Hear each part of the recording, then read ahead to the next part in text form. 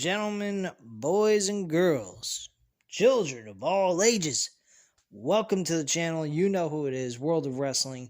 Here today to discuss about AEW Dynamite June 15th, 2022.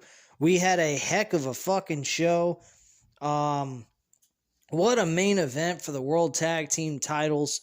Jon Moxley cut an excellent promo with Tanahashi. Unfortunately, Tanahashi did not have much to say outside of telling Jericho to shut the hell up, which I don't understand why they had Jericho's faction interfere with this promo, but I guess it has to do with the fact that Moxley has beef with the JAS. Otherwise, this made absolutely no fucking sense at all, but I'll get into it once we get to that point. Not to mention, we had Jericho defeat Ortiz in a one-on-one match to have Ortiz have his hair shaved bald, which later on in the show you actually see his head fully shaved. He looks pretty damn good with a shaved head. He doesn't look that bad. Wardlow smashed and destroyed everybody in this 20-on-1 matchup with no problem, less than 5 minutes. Destroyed them. And, I mean, this was a hell of a fucking show, though. I mean, the main event was the ultimate best match on the entire card outside of, Will Ospreay and Dax Hardwood, which, by the way, that was an excellent one-on-one match. Again, Dax Hardwood has another good singles match. I don't know if it's to say that Dax Hardwood is that good of a wrestler as a singles competitor, or he just happens to be placed up against some decent wrestlers that make him look good in the ring in singles competition.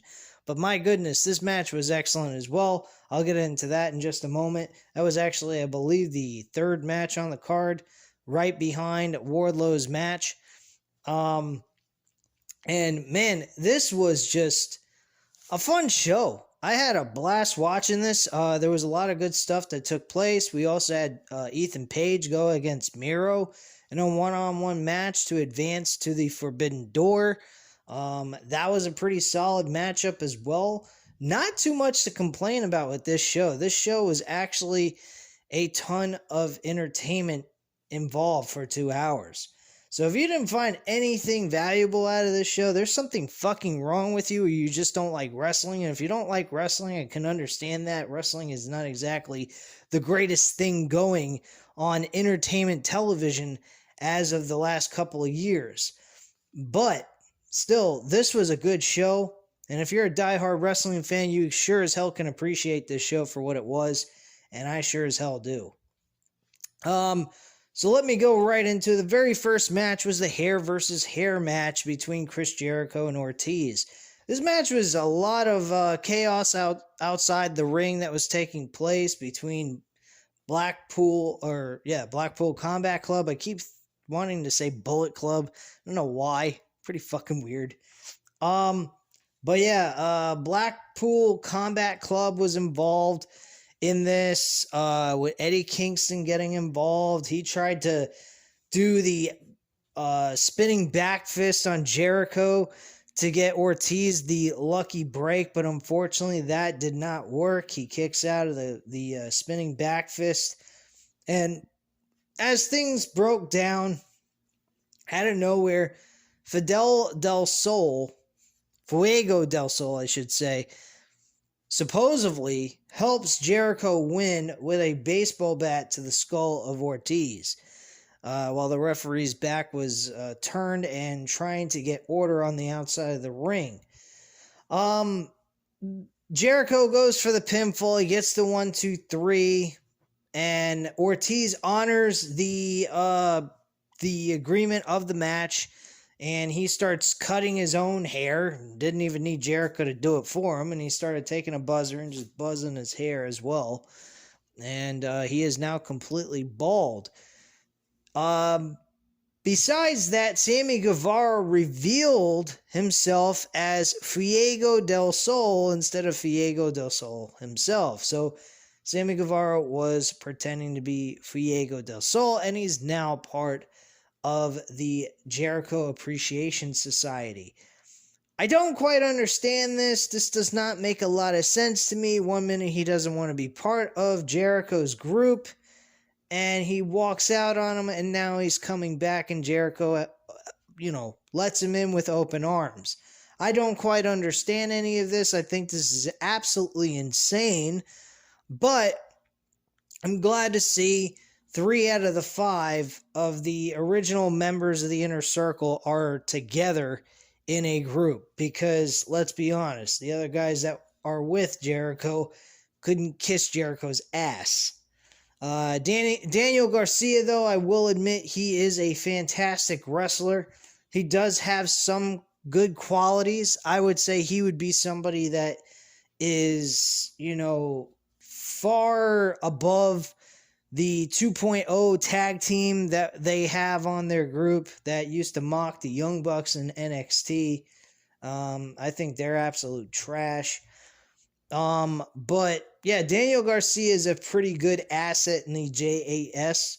But outside of him and Jake Hager and Jericho, the rest of that group, whatever, I think there's only 5. So personally, I mean, the tag team, you could get rid of them and cut them out of the mix. I don't even give a fuck about them. They suck. But yeah, this is pretty damn good. Ortiz afterwards, when he cuts his hair, he says, okay, guess what? Blood and guts. Blood and guts. He's got blood dripping down his skull because he kind of cut his hair a little too close to the skin. And he ends up starting to have trickle of blood coming down his head. So he went ahead and he is now going to be in the Blood and Guts match on June 29th. That should be a fucking fun match. And I'm looking forward to it. I'm pretty certain Jon Moxley will be part of it. I think he already mentioned he's part of it actually anyway, so that probably explains why Jericho got involved in later on in the show with Jon Moxley and Tanahashi. But this really has nothing to do with Blood and Guts yet. This has to do with the interim world championship for AEW. Following that, we had Wardlow go up against 20 other staff members. This was an absolute joke fest. He beat all 20 of them in less than 5 minutes. Nothing really exciting happened here. There was a little bit of excitement afterwards. They had Mark Sterling show up with Matt Hughes and Tyson Woodley. 2 guys, I think Tyson, his first name is Tyson or Tyrone. I think it's Tyrone Woodley. 2 former UFC world champions in their weight class. I believe they're in the same weight class, the welterweight division. And Matt Hughes was a excellent world champion in UFC. Tyrone Woodley, same thing. He was a good knockout artist. And they were supposedly set up to face Wardlow after the match was over, but he convinced them otherwise, to not take orders from rich snob white bastards like Dan Lambert or Mark Sterling, so they decided to beat the shit out of him, and that was pretty much that. Following that, we had a match that possibly could be the match of the year candidate, and it was on a fucking Dynamite episode, and not to mention it was with a tag team specialist against a fantastic cruiserweight wrestler, now moved into a heavyweight division main event type style, because he has become the world champion in New Japan Wrestling before, and I do believe he is now carrying the United States Championship in New Japan. So this match, man, these guys they were like constantly countering or kicking out of each other's moves nonstop throughout this entire match. I swear, I felt as if I was watching a New Japan Wrestling match. And man, do I fucking miss New Japan Wrestling. I used to have a subscription to them.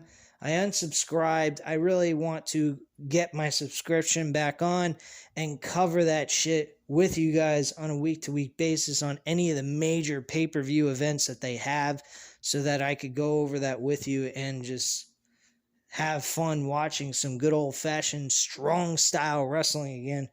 It's kind of died down a little bit. I think the quality of it has not been the same since AEW came about.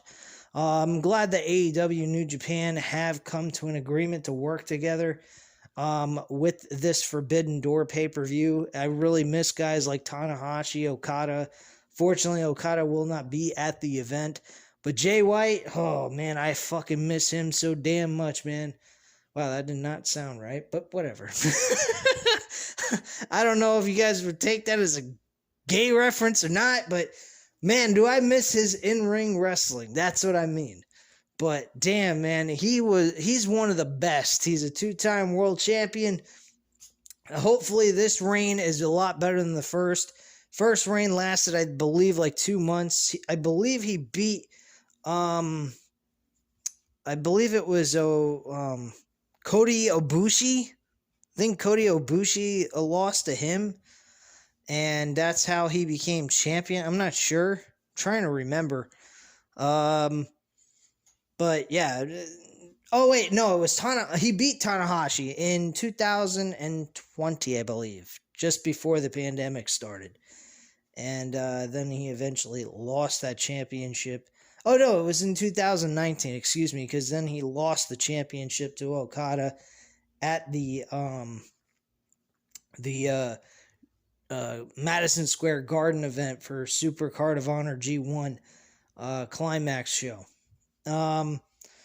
So yeah, that's some of the stuff that's been going on over the years in New Japan Wrestling. But man, I love Will Ospreay's in-ring work. This was excellent. Dax Hardwood going toe-to-toe with Will Ospreay was impressive. He managed to kick out of a lot of his moves that I thought Will Ospreay was going to win with, but didn't. He manages to hit him with the back portion of his elbow, running directly at him with his back turned, and he wins the match and gets the 1-2-3 after several different offensive maneuvers on Dax Hardwood, which then led to the demise of Dax Hardwood finally connecting with one more final offensive move, and Dax Hardwood could not kick out. So that is what took place there. Overall, man, if you guys want to go back and watch that match, I'd highly recommend it. That was a very fun match. Brought a lot of old school feelings of New Japan Wrestling in that matchup. That's the kind of shit you'd see in New Japan every single fucking night. So that's what took place in that match. After the match was over, we actually do see Will Ospreay and his group do a 5-on-1 attack on Dax Hardwood. This eventually led to Cash Wheeler showing up and trying to assist his partner, and then Trent Beretta and Rocky Romero showed up to even out the odds a little bit more, but it was a 5-on-4 disadvantage still. Then all of a sudden, Orange Cassidy shows up out of nowhere, and I can't believe it. Orange Cassidy's been out for quite a while. He had a shoulder injury, I believe, and he was dealing with that, so they've kept him off TV for quite a while. He was doing management roles with the Best Friends. They kind of just broke them up out of nowhere. I guess Tony Khan did not see any value in the group staying together, and with Chuck Taylor out as well, I guess he figured it was time to let them go their separate ways. We see Chris Statlander changing her gimmick to more of a straight-laced character at this point. No more alien gimmick. And Orange Cassidy kind of just went off television, hasn't done anything since. And then on top of it, Chuck Taylor has not been on television for a while either. I believe he suffered an injury as well. So at this point, Orange Cassidy shows up, evens out the odds a little bit more, and Will Ospreay kind of backs out of the ring with the rest of his group afterwards when the odds are evened out. Later on in the show, actually, Orange Cassidy was granted a match with Will Ospreay, and I was excited for this because I really thought that that's what they were going to schedule when they had that stare down in the middle of the ring during this segment, and they did. They actually are making the match take place, and it's for the IWGP United States Heavyweight Championship. This should be very interesting. Orange Cassidy and Will Ospreay, what a fucking match that's going to be. Oh my goodness. Following that, we actually had Jon Moxley and Tanahashi do a face-to-face stare down.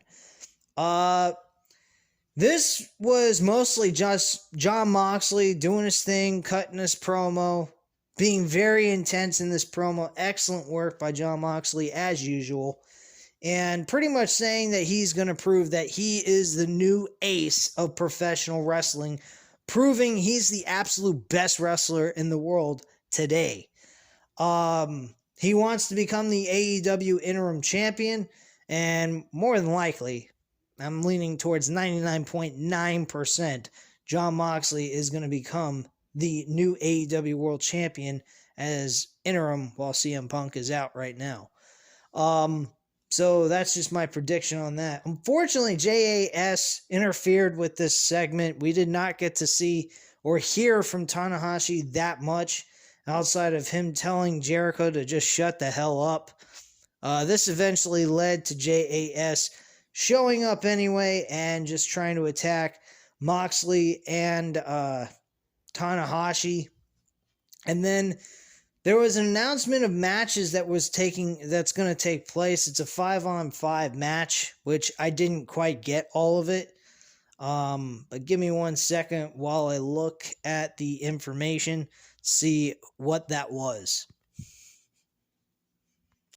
Well, the issue for the challenge was made. It pretty much was announced that Jericho has now added 4 members: Tay Conte, Sammy Guevara, and Lance Archer and Desperado. They are actually now part of JAS Society.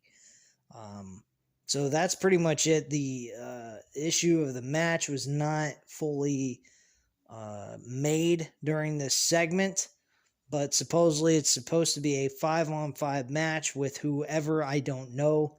I'm not sure about that. I think it's Eddie Kingston, Santana and Ortiz against a couple other members, like 2 other guys that would go up against them. So I'm not quite sure 100% who that could be, but whatever. I don't know. The whole thing was kind of awkward because afterwards Eddie Kingston and Ortiz actually showed up and along with Santana, and they attacked JAS, and Moxley and Tanahashi joined in to help out and even out the odds, and that was pretty much it. So that's all that took place in that segment. The next segment we had was a match between Ethan Page and Miro to advance to the Forbidden Door as the second challenger towards the All-Atlantic World Championship. This match was pretty solid, entertaining matchup. Miro and Ethan Page both had the ability to show off their offense abilities to one another, and they did a good job together. I don't really have too many complaints with these two. Ethan Page has excelled as a singles wrestler. He used to be a more tag team specialist type wrestler with Josh Alexander, I believe is his first name. But here in AEW, he has advanced on to a singles competitor. He's done a pretty damn decent job as an individual wrestler. And Miro, though, won this match and won it with the camel clutch inverted hold and made Ethan Page tap out instantaneously once he locked the hold in on Ethan Page. So that was pretty much that. Following that, we had Adam Hangman Page. I almost said Adam Cole. I know, it's very hard. They're both with the same first name, but different last names. So Adam Page comes out. He's pretty much cutting a promo saying, hey, I kind of made a fool out of myself for wanting to challenge for the IWGP Heavyweight title against Okada, when knowing fully well he was facing Jay White, not knowing that he would actually lose the title. I thought I had enough confidence in him that he'd win. And unfortunately, he did not. He pretty much said now at this point, and it sounded like he was going to just continue issuing the challenge to Okada, but he was actually interrupted by Adam Cole. Adam Cole pretty much said to him, look, Okada ain't showing up to Forbidden Door, so that pretty much has been sealed and closed on Okada actually having a match at the Forbidden Door event. So we probably will not see him wrestling Okada at all. So Adam Cole pretty much goes ahead and he's like, look, man, you're not getting a world championship match. I'm sorry, you lost to CM Punk. You blew it, man. I'm the one facing Jay White for the IWGP World Championship. And if you don't believe me, I'll have him come out here and say it himself. Jay White appears from behind on Hangman Page, and he hits the Blade Runner on Hangman Page, and then grabs a microphone while holding the IWGP World Heavyweight Championship. He goes ahead and he says, Adam Page, you've went ahead, you faced CM Punk multiple times, you faced CM Punk and you lost the title. Unfortunately, you're not facing me for the damn title, pal. Sorry, buddy. But he then looks up and looks at Adam Cole and says, sorry, Adam, but I'm not facing you either. And he's like, wait, what the hell? And he's like, I'm the champion. I hold the power. I make the decisions on who I get to face. So at the end of the day, this is going to be the Switchblade era. And that's pretty much what happens there. And Adam Cole's like pleading with him, like, come on, dude, you got to reconsider this. What the hell is wrong with you? This is a hell of a match between you and I that we could have. And he's being completely cut out of the entire picture. Now, if you really think about it, and my friend Matt went ahead and told me this, just joking, he wasn't really that serious about it. He said, why not Kenny Omega? And I'm like, Matt, you probably are right. That's probably who's showing up at Forbidden Door to face for the IWGP Heavyweight Championship. And it makes a lot of sense. One former leader of the Bullet Club and now the new and current Bullet Club leader going one-on-one against each other over the IWGP Heavyweight title. It's a fucking great storyline, number one. Number two, Kenny Omega and Jay White have both faced each other over the IWGP United States Heavyweight Championship in the past. I believe it was a January 28th, 2018 pay-per-view. You could catch it on NewJapanWrestlingWorld.com, and they actually have that as the main event. And that was a good match. Jay White actually won that match. So we probably would see Jay White once again defeating Kenny Omega, because I don't see Kenny Omega winning the IWGP Heavyweight title at all. I don't think New Japan Wrestling would actually go about doing that. So there's a good chance Kenny Omega is just going to have the match, lose to Jay White, and that's it.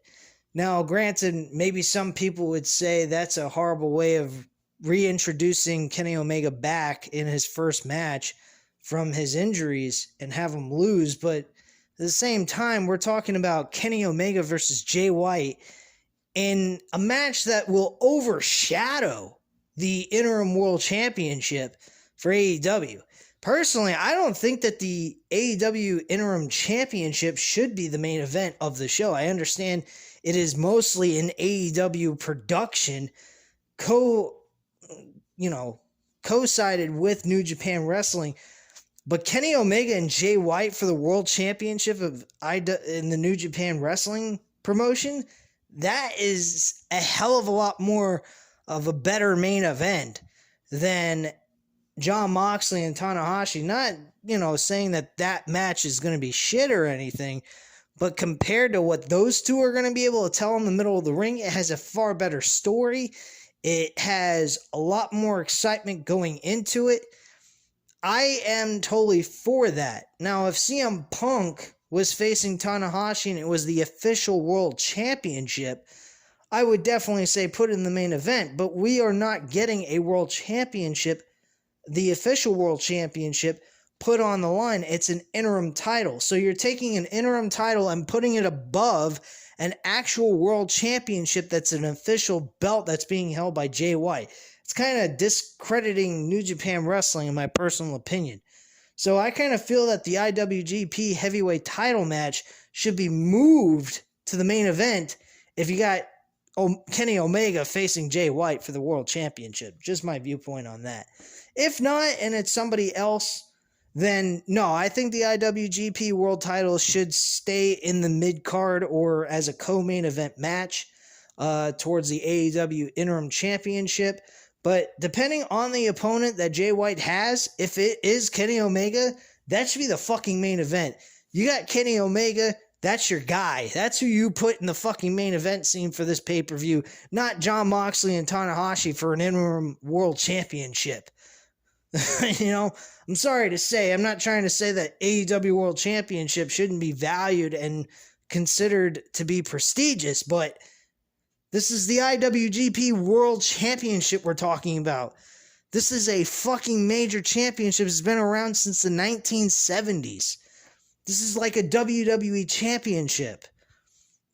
So you don't treat that fucking belt like crap if you have two competitors going at it over the official world title. If it was an interim IWGP world title, yeah, I could understand that being the co-main event and not the main event of the show. Just my viewpoint. Let me know what you guys think in the comments down below on that. Anyway, moving on. We had Britt Baker and Toni Storm going at it one-on-one. I believe this match was more to determine who would get a shot at the AEW Women's Championship against Thunder Rosa, which that's what officially was announced later on in the show after the match was over, that Thunder Rosa and Toni Storm would be competing over the AEW Women's Championship. Britt Baker unfortunately lost the match to Toni Storm. Toni Storm earned the victory and walked away as the winner. Britt Baker actually almost won this match with a little bit of playing possum and pretending she had a concussion. But at the end of the day, nobody could really buy this because if it was a concussion, the referee would be throwing up the X sign and having assistants trying to help her get to the emergency room, I guess, or at least try to find out what's the injury or what's the cause of her problem that she can't get up. And she was just playing possum the whole entire time. Almost won the match, but unfortunately that was not the case. Toni Storm applied the pile driver, connected with it, and got the 1-2-3. And walked away victorious, earning her the opportunity for the AEW Women's Championship at the Forbidden Door pay-per-view. Personally, I don't see that this is doing Thunder Rosa any good. Toni Storm has just recently came into AEW and is automatically getting a World Championship opportunity. I do not agree with the idea or decision. But then again, I guess they're trying to prevent this match between Britt Baker and Thunder Rosa to happen so suddenly, and they want to marinate it and build up towards it to the all-out pay-per-view event. If that's what they're trying to do, I'm okay with that idea, but that World Championship for the women's division needs to go back on Britt Baker. She's the best entertainer and wrestler of the group. She provides the best entertainment. She is what you would call an all-around good wrestler and performer. And that's just my viewpoint on that. Her match with Toni Storm was excellent. I think that Britt Baker should have become the world champion at Forbidden Door or something like that. We should have had some other challenger besides Toni Storm going up against Thunder Rosa at the Forbidden Door pay-per-view. And then we get Britt Baker becoming the world champion again at All Out. And then Toni Storm would be the one to uncrown Britt Baker later on in the future. I think Toni Storm is a great competitor. Don't get me wrong. I enjoy what she's been providing in the ring. She's been very good.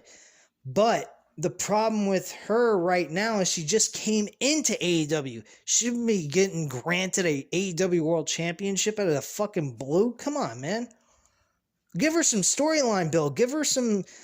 Get the people invested in the characters that she's portraying. Not everyone in the world knows who Toni Storm is anyway. So, unless you're a diehard wrestling fan, you don't know who fucking Toni Storm is. Build her up. Get some people to understand who the fuck she is, where she came from, and what she does. And get the audience behind her. I mean, the audience like her, but let's be real. She doesn't deserve a world championship opportunity right now. Come on. They're doing this because they got nobody to face Thunder Rosa because the women's division is weak as fuck. The only woman that deserves an opportunity for the damn title is Britt Baker. She is the end-all, be-all women's wrestler in their division. She is the star of the women's division in AEW, hands down. Sorry to sound like she's a fucking Charlotte Flair type person that everyone should give her everything, but let's face facts, guys. She provides the best promos. Charlotte Flair does not. She is a fucking bore. She sounds like a repetitive robot that thinks she's the best of everybody, and she hardly does anything in the ring anymore. She doesn't even try. She doesn't put any effort. Britt Baker does. So, my attitude is, give her the fucking moon if you have to, until you can find someone that's an arch enemy towards her. The only one that she's got is Thunder Rosa at this point. Toni Storm will be the next adversary that Britt Baker could have in her career over the AEW Women's World title. It's just my viewpoint on that. Let me know what you guys think in the comments down below. Anyway, let's move on to the main event. The main event, oh man, was the AEW Tag Team titles. And, the Young Bucks went up against Jurassic Express. As we already know, the Hardy Boys were supposed to be in this match as well. Thank you, Jeff Hardy, for fucking that up and being a real ass of yourself by getting drunk on fireballs at 10:30 in the morning. Not to mention, almost causing a severe accident to yourself and everyone else around you. That was extremely stupid, but I'm not going to continue to harp on this throughout this entire video that I have left to review. I've done that enough anyway from yesterday. Anyhow, the match between these two teams was outstanding, breathtaking, pay-per-view quality wrestling. It was a spot fest, I will admit that. There was a lot of different spots here where people going through tables. The closing spot of the show was Nick and Matt Jackson taking Luchasaurus while he's on the top of the freaking ladder and chucking him off. And I knew that was eventually going to happen. They had like 4 tables stacked on top of each other, 2 on each side. And he went flying, broke 3 out of the 4. The other table he kind of overshot and didn't go through that one, but no big deal. And they did a BTE knee trigger to Jungle Boy and climbed the ladder, and that's how the match ended. The rest of it was pretty self-explanatory. If you did not see the match, go back, watch it. It is a very entertaining matchup. That match and the Will Ospreay Dax Hardwood match were the 2 best matches on this entire card. The rest of the matches were pretty solid and entertaining. Wardlow, that match wasn't even necessary to be on the fucking card. It was a joke. Not saying Wardlow's trash, but him doing a match with 20 other guys was just like overcompensating to say he's a powerful guy. You don't need to do all that nonsense. but that's what they did. So the Young Bucks won the match. They walk away. Christian is coming in, checking on Luchasaurus after that spot that he had fallen off the ladder through the tables. So he's checking on him, and he comes into the ring, and he's trying to help Jungle Boy out. And finally, they pulled the fucking trigger and had a cliffhanger on an AEW Dynamite episode. How often do we not see cliffhangers on wrestling shows? Do we ever see a cliffhanger on a wrestling show? Fuck no. Never do we see a cliffhanger at the end of a fucking show. Of any wrestling promotion, WWE or AEW. Finally tonight, AEW pulled the trigger on this and left us with a cliffhanger with us trying to guess what was the reason. We all knew Christian was going to turn heel, but why does he want to turn heel? That's the fun part about trying to speculate what made Christian finally snap and lose his cool with Jungle Boy specifically, because he didn't attack Luchasaurus. He had no intentions of doing anything to him, but Jungle Boy was his target. Why is that? That is the huge question. And throughout the time building up towards this climax of this, finally creating the rivalry between Jungle Boy and Christian Cage, is why did he target Jungle Boy and really focus on him throughout this entire build leading up to him ultimately turning on Jungle Boy? That's the huge question. It should be interesting to hear what his reasoning behind why he did what he did. Hopefully they have him on a microphone, not doing some fucking vignette video explaining why he turned on him. I think that's retarded. That would be a trashy way of doing it. I honestly think they should have Christian Cage open up the show discussing why he went ahead and turned on Jungle Boy. And honestly, if they're really smart, I'd book Jungle Boy and Christian Cage at Forbidden Door. I really would. Because I think that would be an excellent match to see these two guys go at it. And it would be a great way of getting Christian on television, on pay-per-view, against a young stud like Jungle Boy and seeing what these two guys can put together. They should be the opener of the fucking show if you want to get technical, or the All-Atlantic Championship with that Fatal 4-Way match. That would be also another good way of opening up the show. But personally, I think this is an excellent way to end the show. I think the match was fun. The Young Bucks became a 2-time tag team champions. First time ever in AEW to have a multi-tag team champions like the Young Bucks being a 2-time tag team champs. And I think this was a good show. If you guys enjoyed this video, you know what to do. Hit the like button. Drop that elbow on that like button, I should say. Hit the subscribe button if you're not already subscribed to the channel. Leave a comment down below. I'll definitely get back to you on that. And I thank you guys very much for watching. I hope you have a great night, guys. Bye.